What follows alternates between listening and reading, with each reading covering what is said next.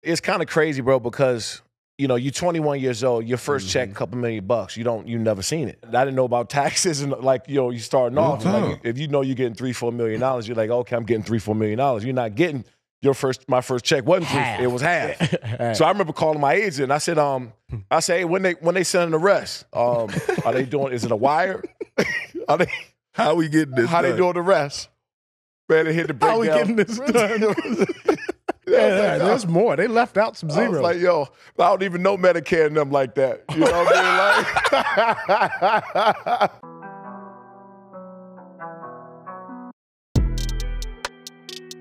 Welcome to Iman Amongst Men. We don't shy away from topics other people are too afraid to talk about. We go all the way there. Now let's get it.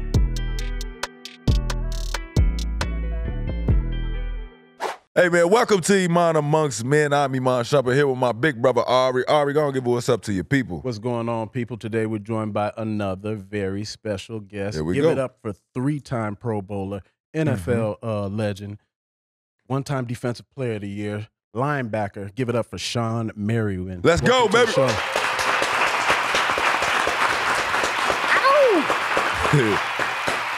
The theme of today's show is going to be the next play mentality. When you hear that phrase, what comes to your mind? Forget what just happened. Move on to the next. I think a lot of people, especially us athletes, man, we got to learn that because you stuck in what just happened. You're never gonna be able to move forward. Never. So. I remember playing, and I don't think the next play mentality hit for me till like college. In college, I really learned just because we had school the next day, and you got your family back home, and you don't have anybody to sort of help you and coddle you. There's nobody everybody that's in the dorm room with you, they all got the same problems you got, bro. Yep. We miss home. We eating the cafeteria food. It's a grind. You know what I'm saying? But you start learning, like, man, we had a bad game, but tomorrow we got practice. I got individual workouts. I got weights. I got to be on time. I got to be ready for school, or else I can't even play the next game to erase what just happened. Right. You know what I'm saying? So you start learning that and developing that in life. And I think it kind of help you no matter what you go through in life or what you run into. So that next play mentality, if people haven't preached that to you, every athlete is thinking, if I miss this shot, we going to go down here and now I got to play defense. I can't let this shot influence the way I guard. You know what I'm saying? I can't let a missed tackle or a drop pass, a fumble, I can't let that keep me down to the point where now I mess up even bigger on the next play. Like, you can't do that. It's compounded mistake. And if you do that in life, you realize how fast you could get in the hole. You know what I'm saying? Like that's when they call that spiraling. And that ain't from your quarterback. What inspired you to pursue football?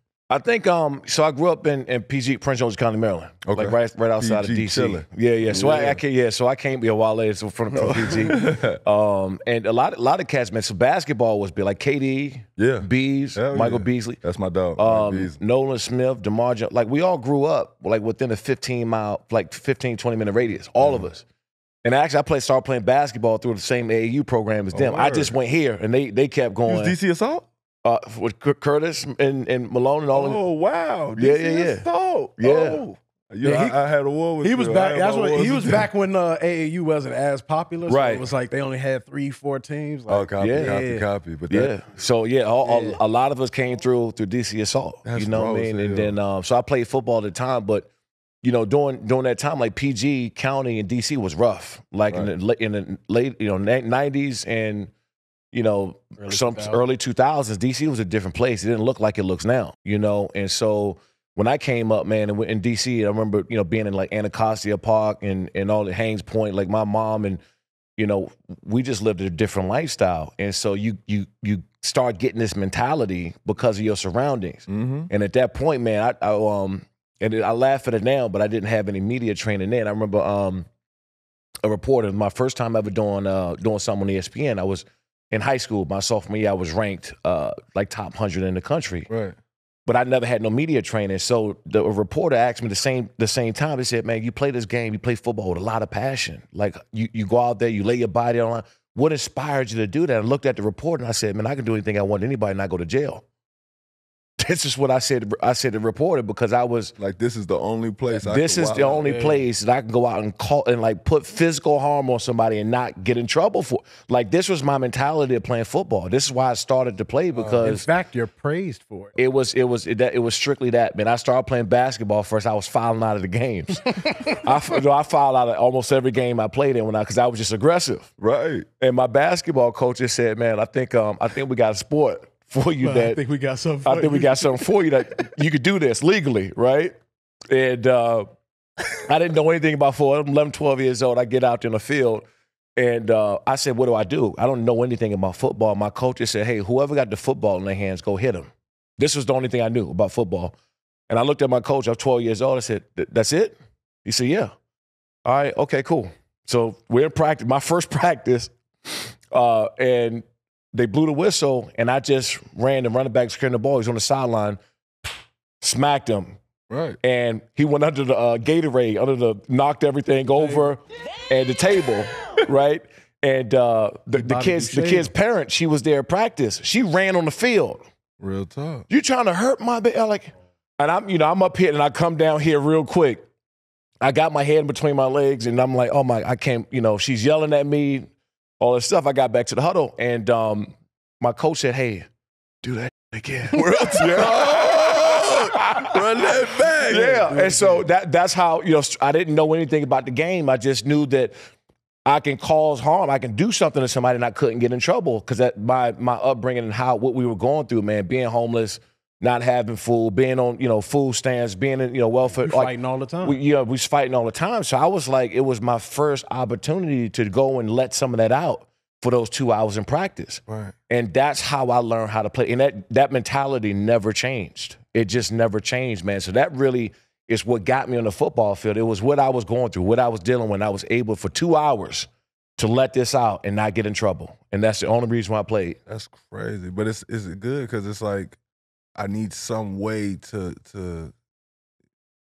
give it some sort of balance. Yeah. You know what I'm saying? And it's like, I know in my times, like I've had some great games where it's like just pressures at home or just feeling like people don't believe what I'm saying. I want to do this. And now I have a reckless game where I'm screaming in the stands. I'm a little more aggressive. Like right. I dunked on somebody and did people like, "What was wrong with you?" And it's like, I had to let that out. Yeah. Like I have to let that out. Like it's nice to have them boundaries where it's like, bro, all right, cool. So for 2 hours, I could rock out.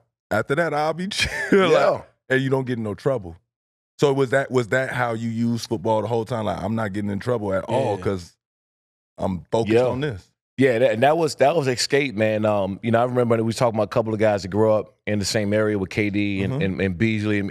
Actually, Michael Beasley, man, when he was growing, he was staying with me when we was kids for a short period of time. That's crazy. B's dad and my uncle were best friends. So me and B's, I would be around him a lot when we were kids. That's raw as hell. And so I think that the mentality that I just gathered, it was my outlet, right? It was my outlet for 2 hours. I didn't have to worry about coming home. There was going to be eviction notice on the door. I didn't have to come home and we was eating syrup sandwich. It was a total escape for those 2 hours. And then what happens is you start to learn how to play a game a certain way. You can't go back, right? Because that was the only way that I knew how to play. So even when things did start getting better for me in my life, I was like, vicious. That was just vicious already. And I was like just playing the game hard. It was in practice. In high school, I wasn't even allowed to hit with my teammates. I couldn't tackle. I couldn't hit. You just had to rap them. When they had hitting drills in high school, they would send me to an opposite field on these blue and yellow dummies. I would have to tackle these bags because I would hurt my own teammates, but not on purpose. It was just like it was no middle ground with me. It was like either I'm going 100%. That was 100% or nothing. So when we started getting to hitting drills, they were like, save them. Yeah, like save our players. Don't even put them bruises on them. Like stuff like that, I would have been like, man, let him play. Like I'd have been like, man, don't let the man go crazy over here by himself. Let the man play in practice, though. Right. And then he around break my leg. So wild. Like Shump out for the season. Damn. Playing with Shawne. Oh, yeah, that's it. What role do you feel like your family played in your success? I think as much as I look back on it now, my uncles were professional boxers. So we grew up, you know, in that DMV area. It was rough. We boxed a lot. Hell yeah. Cookouts, if problems with the family, go get the gloves, right? It was almost one of those. So I think that, you know, I had a tough upbringing by them because the circumstances that we were in. So they kind of prepared me for what I had to deal with. Yeah. So like my grandmother, my mom, all my aunts and uncles, like everybody kind of was like very, very tough. You know, if there was a problem in the neighborhood, like literally they would go take me to whoever I had a problem with and fight them. My grandmother. Yeah. It was just that mentality. It was like, I'm not going to get pushed around. I'm not going to get bullied because. Not going to be looking over your shoulder. Not going to be looking over my shoulder because if you do, you let this slide one time. When you get off the school bus the next day, it's going to be there again. What's up? And so my grandmother, my mom, whoever it was, my aunts would take me if I had a problem with anybody in the neighborhood. It would take me to whoever I had a problem with, knock on their door, to their aunt, whoever answered that door is like, hey, where's your son at? Where's your nephew? They having a problem. They got a problem. We're gonna come out here in the yard and settle it right now. And so, and I look back on it now, that man, that's some crazy. I'm thinking about it. Yeah, that's like crazy. Wild. But yeah. I'll say this, man, I grew a layer of skin because of that, where nobody's gonna mess with me. Nobody gonna push me around. Nobody gonna bully. Like, it just wasn't gonna happen, not on my watch. And I kind of kept that mentality all the way through life. And now even in business, you got these bigger corporations or whoever might come and steal an idea or do bad business. And they're like, okay, I'm gonna take you to court. I'm not being bullied by, and I don't care how big you are. What's up? And that mentality for me has just kind of led me to be that same way throughout my whole life. Yeah, I've noticed that, like, especially in media now, like, being too like that old cloth, so to speak, of it's just a blue collar, not gonna take no, not gonna back down. And people, what is it? They call it toxic masculinity. Yeah. You know what I'm saying? Yeah. That mindset. But it's like, bro, it's literally a 90s kid, 80s kid, just we was taught to be outside all day. So you had interactions with people all day. You didn't have a cell phone to call and snitch all the time and record. It's like, nah, you have to handle it. And then that sticks with you, but it builds, like you said, it builds your character. Yeah. Like, I don't know what I'd be if I didn't have those times where it's like, I know when somebody draws a line with me where they like, I'm not playing, I know when the line starts. There's some people that have no clue that somebody's like, nah, dog, like, one more word and it's up. Like, it's up with me. Like, I can't do the bickering and I'm not doing all this because we're gonna end up saying something we probably don't even mean. We just gonna end up saying some that hurts so bad it's like it's gonna go way overboard. But you know what I'm saying? When you could just box. It's with different people though. Like he's saying it from a point where, and I feel like you saying it from a point where it's like you kind of have to be self-sufficient and defend yourself. Yeah. Like you're not looking for anybody else to step in, to handle it. To, like I'm sure you didn't how know, dude talk, man. I fought this man more than anybody in the world. Bro. But he'll sit here and talk like, yeah, like you just gotta separate this.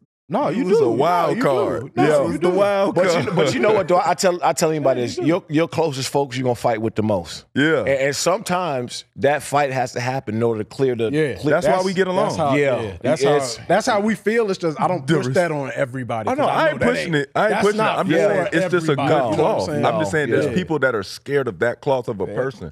But I'm like, people that will draw a line or say, like, won't bicker, I just feel like I end up working out better with them because we can be combative and we both can draw a line and say, all right, we'll drop it. Agree to disagree. Because we both know we'll go to that level. You know what I'm saying? Yeah. But it actually keeps us policed on our own because we know this is for this. We set this up. Yeah. No cameras, nobody around if we need to get this out for real. Yeah. You know what I'm saying? Like, it's controlled.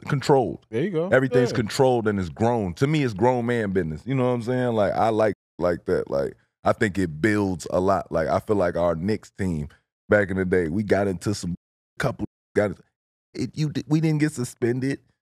We not doing that. They got into it. It was over. Because again, it was controlled. Exactly, but it's like, but you're arguing that. over basketball. We're trying to win, like, and you're gonna have that. I think sometimes too that allows people to have like uncomfortable conversations on like being fine with it. That's it. Because when there's always a little bit like somebody's being timid or somebody Like, if y'all already fought, you already had some kind of physical beef or something happened, you going to say what you say, I'm going to say what I'm going to say, and we're good. And we can listen a little bit And we can more. listen. Because what I mean? now you've heard me. I done got it out. Got it out. Yeah, that's it. I could say it from a place of breathing. Like, both of y'all just like, I just don't like when you do this, bro. Right. That's all I'm saying. you ain't have to punch me like that. Do that no more. I just don't like what you wearing. That look, you hit me in the back. Right. Hey, you ain't even have to hit me back. Like, we got a game. Was it like that for you? Like, did you get challenged a lot by teammates? Yeah, no, I definitely, every training camp, I was good for a fight. Yeah. You know what I mean? But it's Just cool one. because it'd be like, Yeah. bro, and when you go to that next game, that be the teammate that you go hard for. And you understand that person on a different level. Weirdly, that's where the he's toxic not- masculinity thing comes from, because it's weirdly a bond. It Like, is. That's what I feel like. It's It's like, great. yeah, I like mean, we kind of friends now. I mean, I don't know if y'all had this, but we definitely, like, I'll have a fight or something like that. One of my teammates, we'll be playing Xbox that same night, or go get a That drink. was me and JR. Yeah. Shout out JR Smith. You know, That was us. like, I mean, y'all knuckle up, wrestle, whatever it is. Yeah. And, a couple hours, everybody cool down. I'm like, yo, you still coming over? We playing Real Madden. talk. We'll You be know what I damn mean? near forgot about it. Right. and they leave, 'Cause and you know- everybody like, Because you know, but Right. you know already, like, dude don't want to lose. He was finna lose, and then he did some that was too much, and I said it was too much, so I stopped playing, and he stopped playing. It happened, but he was just trying to win. Like, if the ball didn't go this way, me and him would never ran into each other to get into it. So it's like, whatever. Like, and he wasn't trying to let you walk all over him. yeah, he like, I'm that's not a, Yeah, Right. there you for go. lack of a better time, I'm not no, bro. We just gonna fight real quick, and then come on, no, bro. I really wanted to with play all that- Xbox. Like, come with on, that, like, with that what said, you mean we what I not notice playing? is, like, from the outside looking in, though, it's like, I know, crazy. but like we were saying, So that's why like we I were be saying like- the other day, to be an athlete at that level, oh, yeah. everybody's a little off. Yeah. I had this look For real. So Yeah. I had this conversation with people all the time. I say, anytime you get up, even in business, right? You get one of these big companies or whoever, and they're Fortune 100, like they're different. They're wired different. Yeah, But when you talk about athletes, and I say that athletes are the most disciplined people walking on the planet Earth. straight up. Because from the time however you start playing ball and I started playing ball, like we're told to be somewhere at a certain time.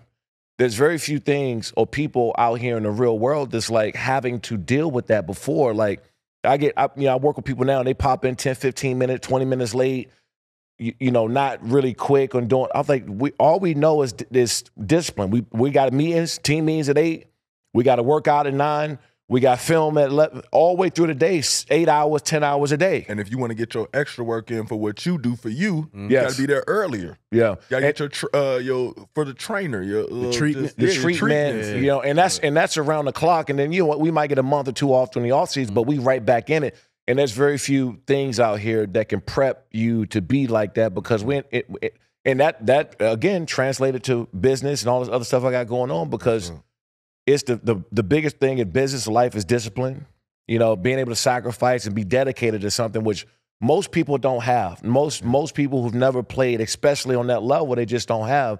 Because you get up there and there's dude with crazy amounts of talent. Like you get up there to the thing that separates everybody is the mentality, your work ethic, and what you are dedicated to. Because when you get up there, everybody good at something. Yes, everybody's very good.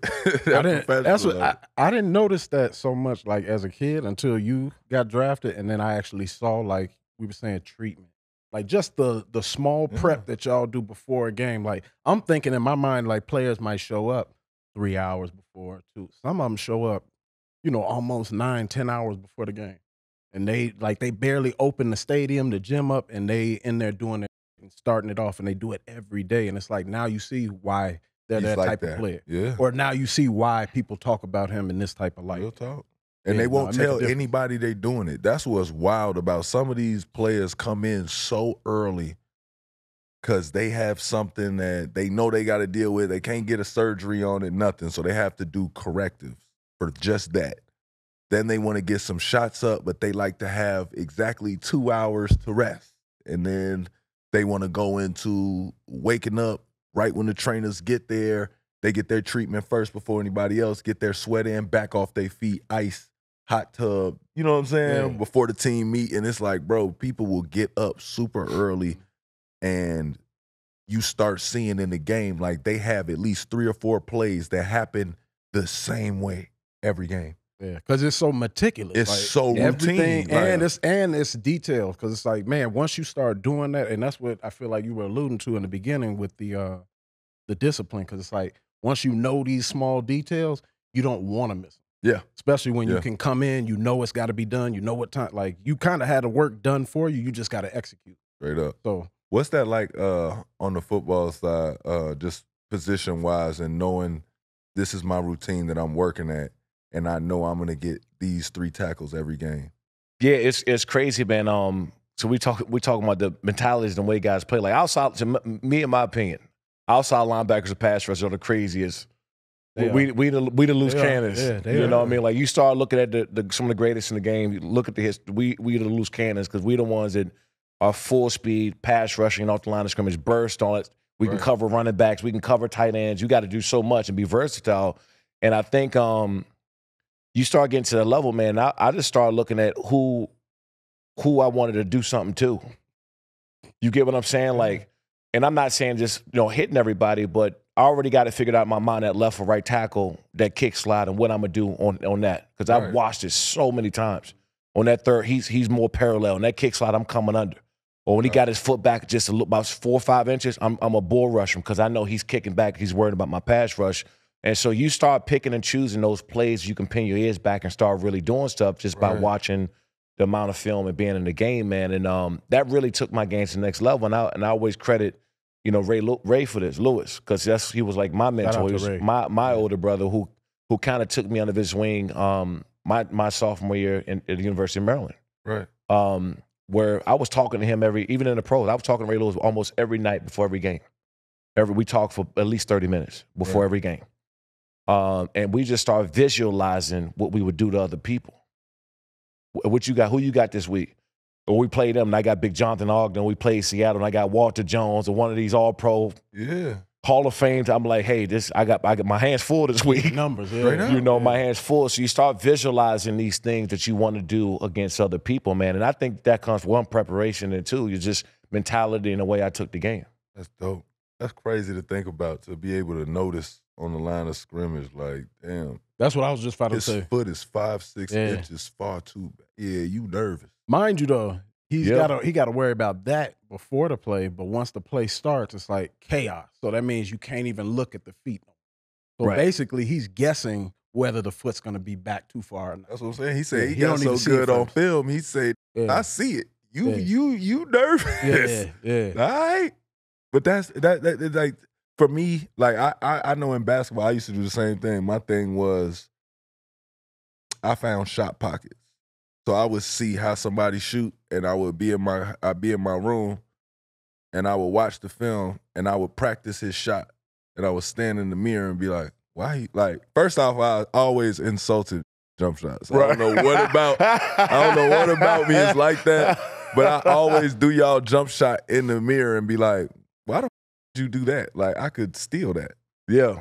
And then I really started like slowing it down. Like, damn, every time he finna shoot, he do this little hitch. I don't know what he doing, but he pick his shoulders up right there. You doing the KD? No, not K. K? That's what it looked like. It. Oh no, that's the free throw. He shake his shoulder. K got a longer reach. Like, K is one of them people, when you prep for K, you gotta kind of not get involved with that. You're not blocking that. You're not stealing that off a snatch. Like, K gotta be like here or in a triple threat where it's in front of you. Anytime he put the ball, like, you know what I'm saying? Like, if I do this, it's like you think you could get on. When he does it, the ball just look like it's so far. It's like, bro, I'm not reaching. Oh, because of that wingspan. Yeah, I'm not reaching. Or when he get in the post, like he get in the post, then you could get up on him. Boy, if he got that like this, he can move. You know what I'm saying? You know what's funny about KD and all them? They were doing that at 11, 12 years old. Vicious. You know what I'm saying? Like that. So, because I seen it when we were kids, and I used to go watch them. Their game, because I was I think I'm older, a couple years older. So we would play before or after, something like that. But when you run the tournaments, you there. Right, exactly. You know what I'm saying, all day. So I'm like, yo, who's that kid? Or Bees when he was 12, piping, bam. I was like, oh my God. You know what I mean? Just, bro, like, what is they own? Just different. But what was crazy about K was smaller.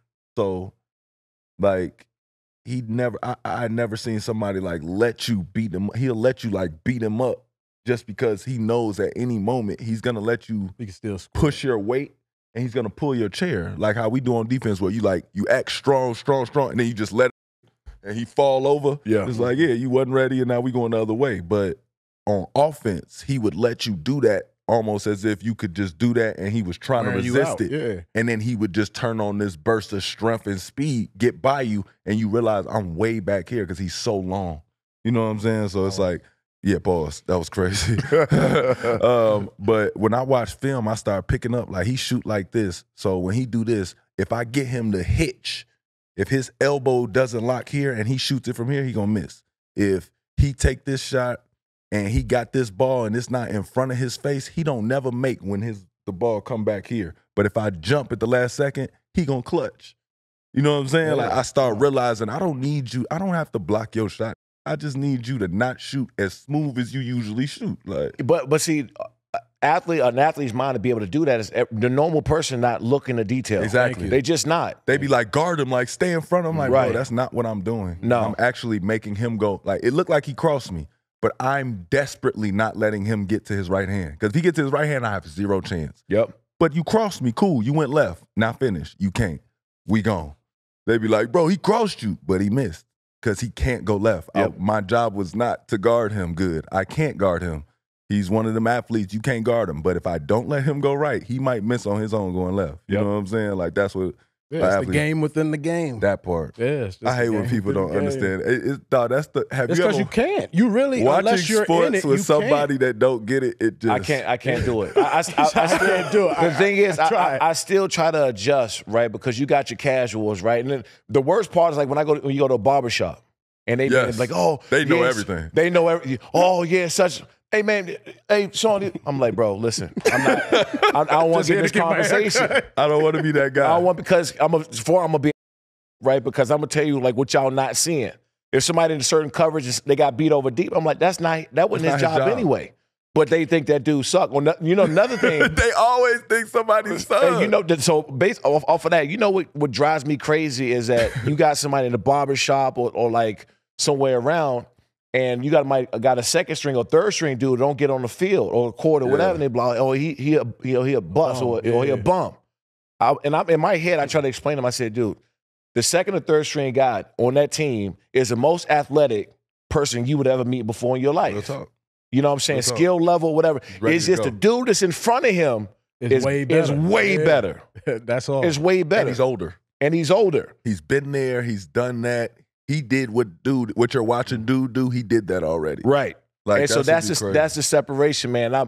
I get in arguments all the time with people like, oh man, he hold the clipboard. And I said, bro, that he can still wing that thing 80 yards. Real talk. Real You know talk. what I'm saying? That's why he's here. Yeah. Right. Yeah, That's why he got the jersey. Whether y'all Right. get it or not. I can't wait for everybody to get a taste of this. Side note, Bronny medicine. Oh, they gonna get some of this medicine. Cause You think so? oh, you gonna get this medicine, bro. The way they talking about it, bro. I don't think see how that man play. That man could play basketball, bro.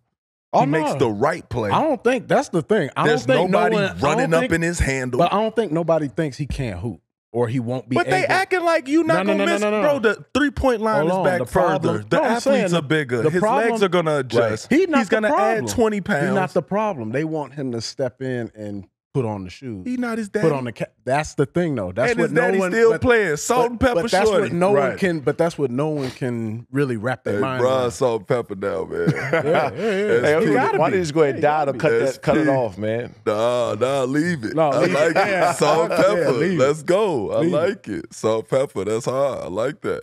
Most challenging parts transitioning from college to NFL ball.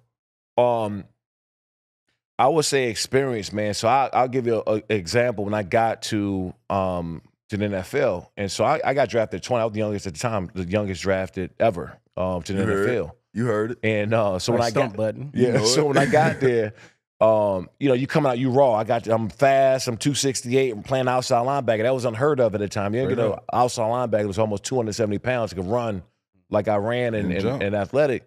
And I got to practice, and we had an offensive tackle. I'll never forget, Roman Open. And Roman played for the Giants. He came over from Philly and I think somewhere else. He was old. Roman couldn't barely move. Like he had his leg he was like 12th, 13th year. He was older. Right. But somehow he kept blocking me in practice. Like kept blocking, and I couldn't get past him. Right. And so I was like, God.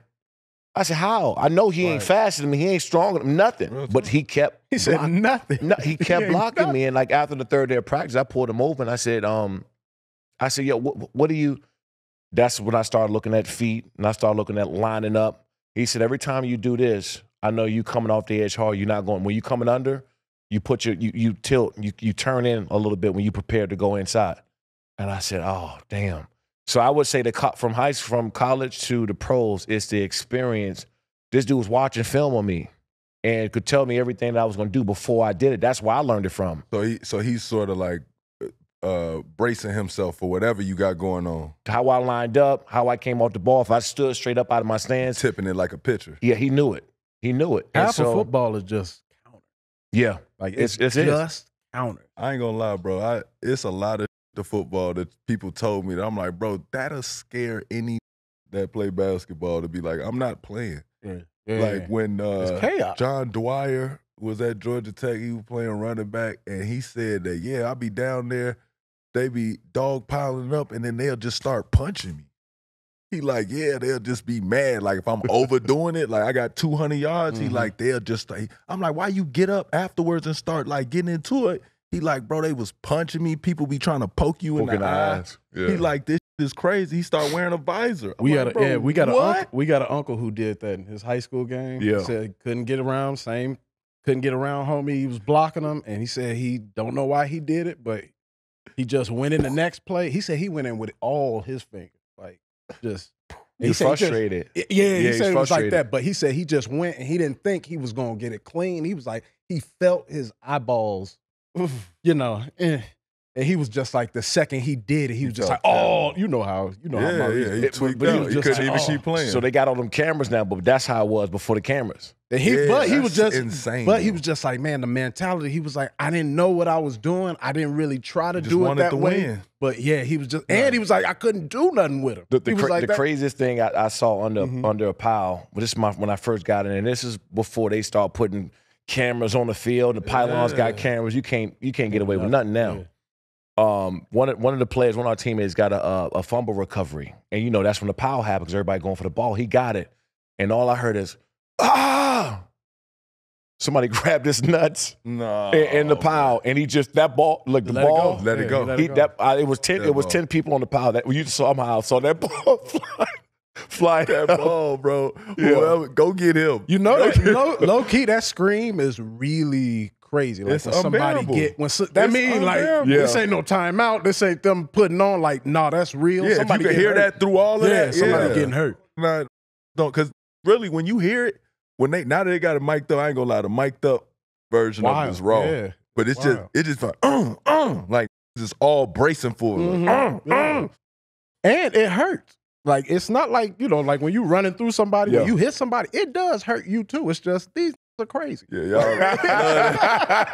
They are crazy. I've always wanted to sideline hit. I ain't gonna lie, I would have wanted to be a defensive back, just so that I could think he got it. Like, good catch, bro. Good defensive catch. back. Okay. Good catch, bro. Okay. Great catch. Okay. Great catch, man. Now come here. Boom. I'm trying to, man. I would have played just for that, Joe. Or a free safety. Free safety would have been raw too. That's why I see like a lot of because the conversation came up about how many NBA players can go to play in NFL football. I'd have been nasty. There's some guys I believe that got the mentality there will be a great strong safety. Oh yeah, I think, or a free safety because they got the range, they can move, they're athletic. But you got to be a crazy. Oh no, to play safety, you got to be with it. You got to be a crazy. I ran, dog. They used to put me through an average of like 60-something screens a game. Oh no! Forget a screen. That was like ball screens. But you got to go. I'm saying I had to deal with that. No, you got to go block and tackle people. I will hit people out there. No. People 3 to 4 times your size.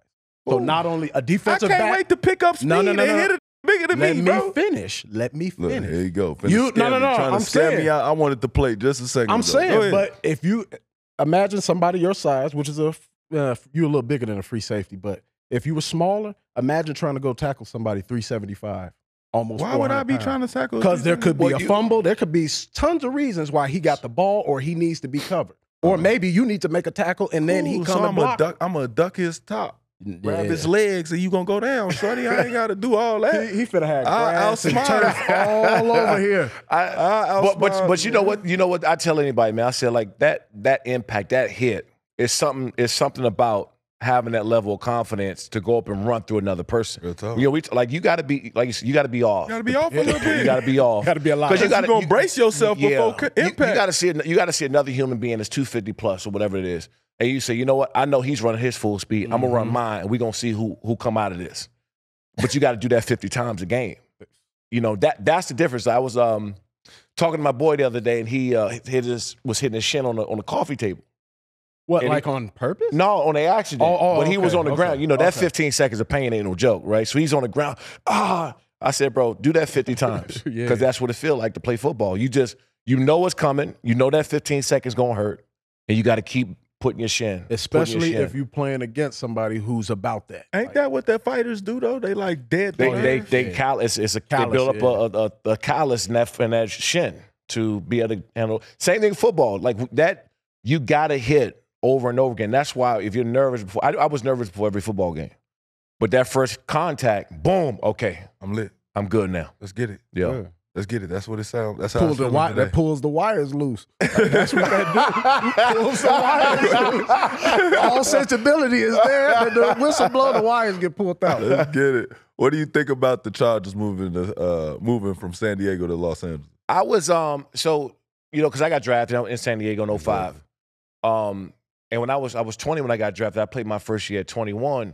So I came up really in San Diego, like as a young a name, first time having money. Yeah, first time having money, paying tax, living a life. How was that home. for you? Yeah, it was it's kind of crazy, bro, because you're 21 years old, your first check, a couple $1,000,000, you never seen it. Now I didn't know about taxes and you starting off, if you're getting $3-4 million, you're like, okay, I'm getting $3-4 million. You're not getting. My first check wasn't half. It was half. So I remember calling my agent and I said, hey, when they sending the rest? So he like, nah, bro. I was like, yeah, I thought we signed. I thought my signing bonus was supposed to be like $4 million, right? We getting the I rest got $9, but they were paying the first part of it, then the season I get the other part. So I remember getting my check and I said, I called my agent. I said, hey, when are they doing? Is it a wire? How we getting this? How they doing the rest? Man, they hit the breakdown. How we getting this done? There's more. This ain't it. Yeah, there's more. They left out some zeros. I was like, yo, I don't even know Medicare and them like that. You know what I mean? He didn't want to get nothing. Yeah, he didn't want to get nothing. I don't even know them all like that. And so, because you don't know. Like, no, you could have these had those, I don't know if y'all had these, but they had like the Rookie Symposiums. They try to tell Rookie you transition they're program. trying to transition. Like, don't your money here. You can't. There is nothing you can do to prepare you for what's about to happen. And when you see how much they keep, it's like, bro, y'all, half. Yeah. You be like, whoa, half immediately. Don't worry, it's the rest of the country too. It's whoa, but it's the rest of the. But you don't. Because it's not the same. So big. It is not the same. It's just like when you see it, you just be like, bro, what? And that's why like all the LLCing and having a business that you got going and knowing how to work that is so important. But yeah, Don, to answer your question, like I wanted them to stay in San Diego. Oh yeah. Because to me, I think that San Diego is the best place to live in the country. And what happened was, wait, why? I mean, the weather, like. It don't get much better than. First of all, I'm from the East Coast. I never even been to the West Coast until I got on my visit before the draft. So the only time I seen palm trees is on TV.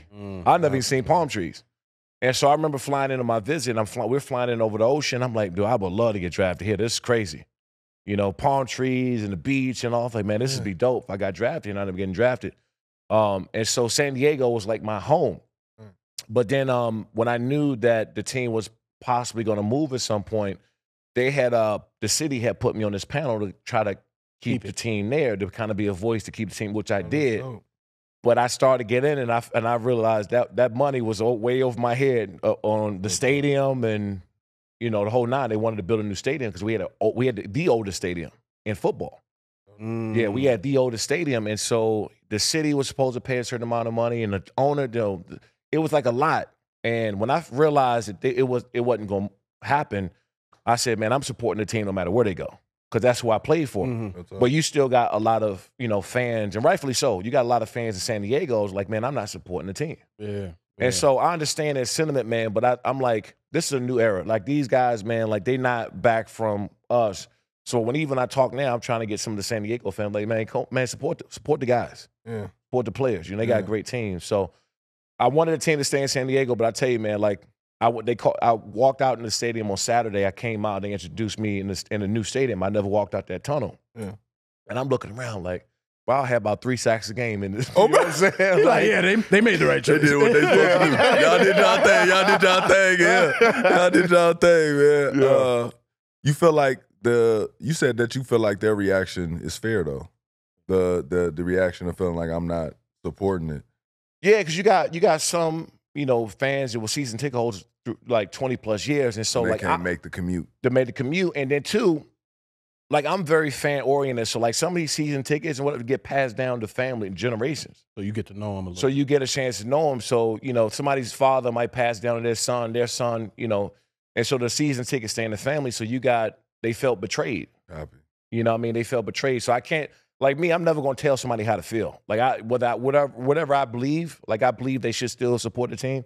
But I can't go and say, this team has been buying season tickets for 20 years. Y'all can't be mad. How does that work? Like, when they move, do they just stop? Because don't they buy them like years in advance sometimes? Like, how does that work if you had purchased tickets already? Right. Well, they moved to StubHub, which is like in Orange County at first. Before, there was like a smaller soccer stadium. I think it was StubHub. And then they ended up going to L.A. So it was kind of like boom, boom, until the new stadium was But what built. it's like say I had season tickets for the next 3 seasons, and then they decide to go to L.A., they still transfer over to L.A.? No, I think they got it. It back. Yeah. A lot of people didn't want to make that commute anymore. Copy. But if you did have them, it transferred. Yeah. Copy. And what's to come of the stadium that was in San Diego? They knocked it down. It was tore down. Damn. Yeah, they tore it down. It seems like, from what, like, it was too expensive. Yeah, it's just, when you start talking about these team rights, and I mean, you see these new stadiums built, it's like $2.5 billion to build a stadium now, like a nice one. And so, some of the money's supposed to come from the city to put towards the stadium. The other money's supposed to come from the fans and, from the owners. Some money's supposed to come from the NFL. And so when there's a problem with that, like, we're talking about like hundreds and hundreds of millions, and the team was like, hey, the city should put this money up, not us. Yeah. And I think that there was just a lack of communication really on both sides and why the deal didn't get done. And me personally, that's what I felt that happened. You were the Rock in Ballers. Yeah. Remember that? Remember that? You don't remember that? In Ballers, that show? Yeah. The Rock, he was trying to do what Shawne trying to do, but he got involved in. He was trying like, to move. what you mean he was the Rockin' Ballers? I'm like, he was trying to start the Rock a team. was the Rockin' Ballers. And he thought it would be simple because this is the game he came from. He thought he could talk to people this way. Like, he was good, but once he got there, he was realizing, like, it's way too much money involved. And he ended up having to, like, sacrifice his deal. It was just a lot, so. You start realizing that just be way above. It's complicated. It'd be way above everything. And it'll probably drive you crazy. Straight like, up. I know at a certain point, you had to been like, man, it's too much. Yeah, it's just you couldn't, man. And then, like, we see all these big TV deals, the rights and all that, man. Like, you talking about a lot of money. Like, in NBA, like, was a $70 billion deal over 10 years. Straight up. You know what I mean? And so when you start getting into those categories doing business, that thing gets way over your head. You know what I mean? So as much as I was trying to, have my input, put sides together, make things make sense, you start talking about $1 billion, $2 billion, and they got to come from somewhere. And I'm like, yeah. You know what I mean? I'm out. I got I'm not paying for it. Right. What important lessons did you learn business-wise, just being around guys in the NFL and going through that professional style in your life? I think, like one thing I hate sometimes is that athletes, we get a bad rap because of what happened to 1 or 2 guys out of 100. Oh, yeah, for sure. You get what I'm saying? Like, have we all made stupid business mistakes or, like, giving up people? Mine was family, people I knew, taking care of too many people. Yeah. Like, especially my first couple of years. For sure. And that's just because that's what I thought you're supposed to do from where we come from. You're supposed to take care of the people who had any kind of input on helping you get to where you are. You take care of whoever. He was like that too. Yeah, and that was one of my biggest struggles until I got to a point where I just told everybody, like, this is it. You know, like, this is it. Whatever, I'll set you up, whatever, and then this is it. This is final. And obviously, you know, they ain't sitting well. Like, everything good till you start telling people no. Right? And so I think that for me, really just taking things slow, because that's an advantage for us too. So I started looking at those things as a positive, because we got a chance to deal with that at a young age. Most people, especially men, don't come into real money to their 30s. They get like real money where they got to figure things out. You know, not very many. Like, you know, I was a millionaire at 21 years old. Yeah. A lot of us get money. So we got to figure things out a lot faster than everybody else. So when we do make these mistakes, it's early on. We ain't making these mistakes in our 30s. Still can recover. We can still recover. And that's what happened with me, especially early on, where I was taking my lumps. If I invested in something or it went sour, or if I was doing things I wasn't knowledgeable about, I was able to put myself back in position to make more money and say, okay, I'm not doing that no more. So I think that a lot of those lessons came from me early on, that I was able to kind of transition now to everything I'm doing. Yeah. Talk about that, the transition and the inspiration behind the streaming services. Lights Out, right? Yeah. So I launched my new free ad-supported streaming service called Lights Out Sports TV, and it's all sports, from fishing, hunting, wrestling. I got TNA wrestling on it. What do you mean with hunting? Like outdoor sports. Hunting? You know, like hunting, fishing. Those are sports. I mean, wait, you could watch somebody. Oh yeah. They got channels dedicated to it. Yeah. We got two channels. We got one called Pursuit, and we got another one called Outdoor America. They're literally fishing, hunting. You know, we got Wired to Fish on there, which is like a big fishing. Like these are okay. So this is the thing. This is why you asked me why I launched this. This is why I did this, right? Because a lot of people don't have those opportunities to see those things. And like fishing and hunting is a big, like people. I've seen fishing. I've seen some fishing stuff. The hunting too. Yeah, I've never seen hunts. You go in the Midwest and South and stuff like that in the country. That's all they do. Like my teammates who I play with is from the Midwest and South. That's all they do is fish and hunt. Yeah. And so I launched that because, for one, I felt like when I retired, I went to NFL Network for a couple of years. I was at Fox Sports. I was at ESPN. I was at WWE Network. And so I was, you know what I mean? I was at all these big networks, so I was able to sit in the room with these execs and understand the TV business. Right.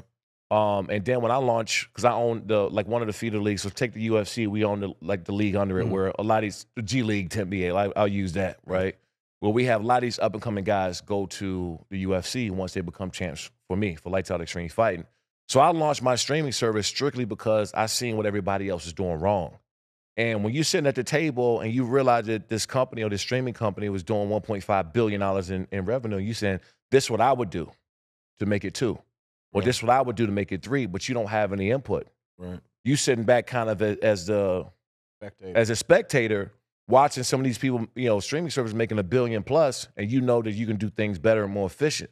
And so I just I'm not building anybody else's platform anymore. I was done with it. And so when I launched mine, I was like, for one, I wanted to make it free, because all these streaming services now, just like, how many streaming services you pay for? You know what I mean? The subscriptions. All of them. Crazy. You know, I pay for all of them. What's up? But the average person is not trying to add another streaming service. They just not. So I said, you know what? Let me just do a free one. And so I have, you know, in-house ads team. I have in-house marketing, in-house all these people, whatever. But we're on every Roku, Apple TV, Amazon Fire. Like, we're everywhere in the world. And so just me sitting back watching and building somebody else, I couldn't stomach it no more. I couldn't stomach, you know, some of these other streaming services I was working with will come to me for things, my ideas, they would use them, and I'm sitting back and I'm like, what about me? And I was like, I'm done. I said, I'm just gonna build my own team. I had a great relationships with all these big streaming execs. So a lot of these people that I work with now that's in my company has come from these other bigger networks. Right. And so that's why I ended up launching it. That's fire. That's a good point he made too about like not burning bridges. Yeah. Having good relationships with people. Like, I didn't know the importance of that until I started like working with them. And realizing, like, you know, you meet certain people.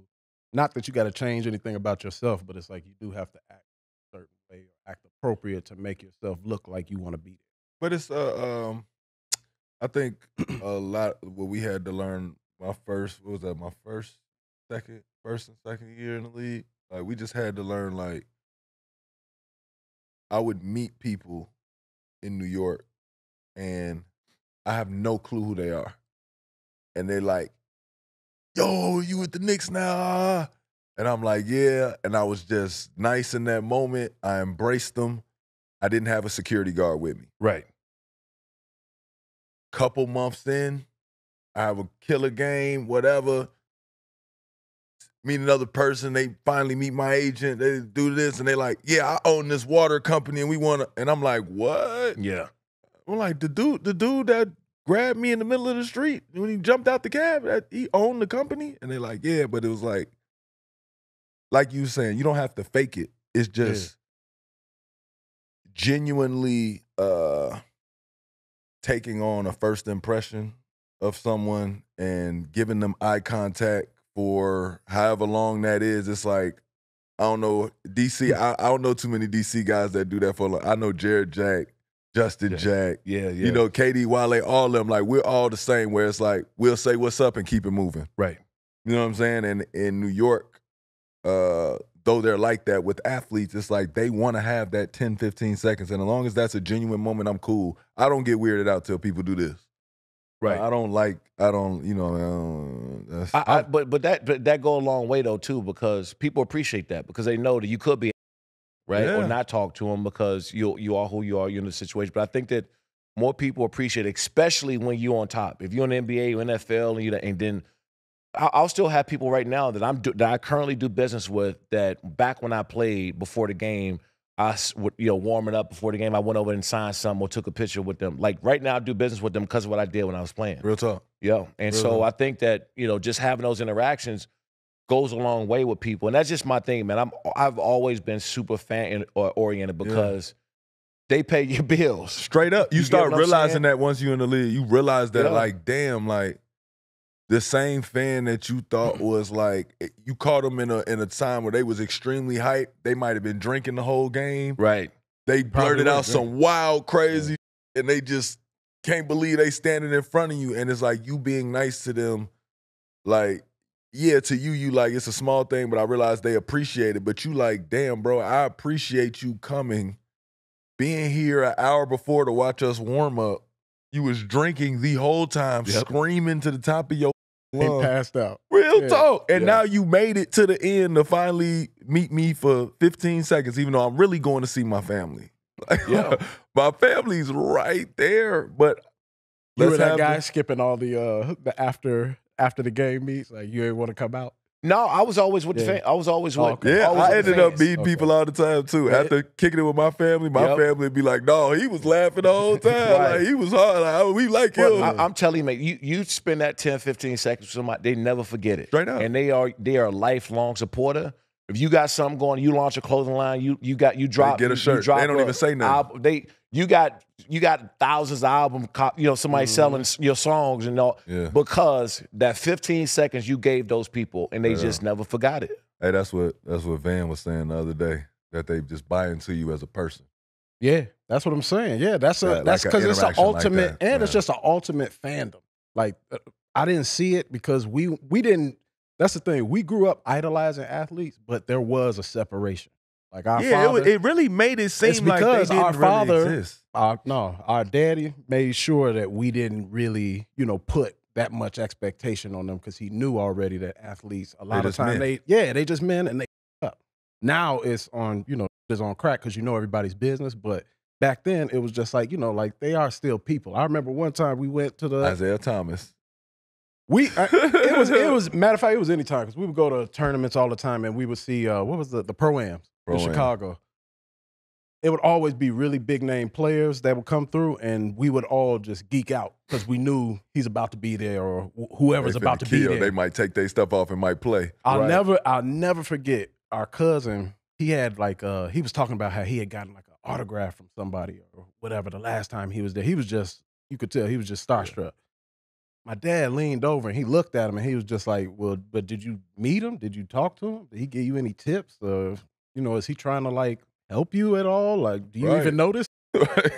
And he was just looking like, no. Your daddy just turned around and kept driving. I was just like, what? Sound like you a hater. Yeah, Right. that's what I'm thinking. And Good then talk. after the game, we ended up seeing, I think it was Jason Strait. I don't know if you remember Jay Strait. Remember, we linked up with him in Israel. It was back in the day. Oh, bro, you talking about? He's a pro-am player. Anyway, we met him, and he was Jason like talking. Strait. It was Jason Strait. But anyway, he came up to us, and he started like just kicking with us. Then he was starting to tell us. And like my daddy was like, yeah, listen to him. He was like, he right. And that's when I picked it up. It's like, it was almost like divine intervention, because it was just like the example happened in the car on the way there.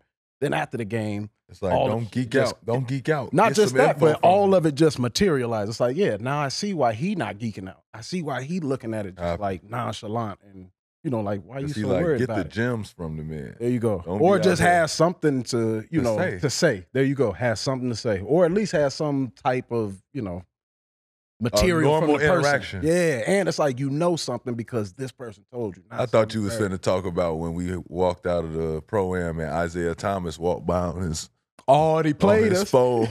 And Miles was like, that's Isaiah Thomas. And that man kept walking like he didn't hear played us. And Shorty had a black trench on with these little he was skinny glasses. He was trying not to be He seen. did not want to be noticed while he was trying to get in that car. But we was just looking as kids like, yeah, we ain't chase him down enough, but we was like, that's definitely Isaiah Thomas, bro. Like, you ain't gonna walk, you ain't gonna sneak that's by. what I'm saying too, man. Like, if you get an opportunity to be around anybody that magnitude, the only thing you can ever ask for is you get a couple minutes of their time. Straight like up. that. I promise y'all it works every time. The biggest, scariest athlete ever would be so thrown off that you just want to know a couple of things. And don't ask something dumb. Like, don't ask me who I played with. Right. Like, do you know him? Yeah. Yeah, that's the word. That's how it's because we know now you just geeking, you don't know what to say. Oh, can I want to meet? I remember like, hey, can you get LT to come over? Like, I'm not telling this man to come over. I'm not telling this man to come over here. But I'm like, you tell him. Yeah, you know what I'm saying? But I don't know if y'all seen. So DK Metcalf played wide receiver for the Seahawks, right? He was working out at a high school during the offseason. Yeah. And it was like this high school kid was talking. Oh, I seen that. Yeah. Right? And I was like, did we really get to that point where DK Metcalf, one of the best wide receivers in the NFL, you talking, I mean, that's the time that you get that 5 minutes from him. If you're playing football, you got DK Metcalf right there, who would, as you said, would have came over and gave you 5 minutes if you all had some questions. I would have let y'all work out with him. Man, anything. But this high school kid was like talking, it went viral. It was everywhere. Yeah. And this high school kid was talking to him. And I'm like, back when we was growing up, nobody came around. We never saw no NFL, NBA. We ain't never see that. And that's why Miles wouldn't come around, because like, y'all want to do silly. No. It's just, that's just not how it is. That's not how it was. Now it's like everybody's everywhere and you know where they are because of them phones. Well, man, I be out there, boy, looking for jewels. Hey, man, how do you? Because every time I'm trying to catch the football when he hit me, I'm trying to see how you know to keep your feet. How are you dragging your toes? Like, what drill is that? When I met Lavar Arrington, he played for the Redskins, went to Penn State, played the Redskins, right, for a while. And I used to get these shoulder stingers in high school. I was smaller, but I was still hitting. Yeah. So these shoulder stingers, when you get them, your arm, numb, everything right? go numb, fingers go numb, and I was just out hitting my body. And I said, man, I keep getting these shoulder stingers. What do I do? He said, you got to work on your neck and your shoulders, get them as strong as you possibly can if you're gonna be out there hitting like that.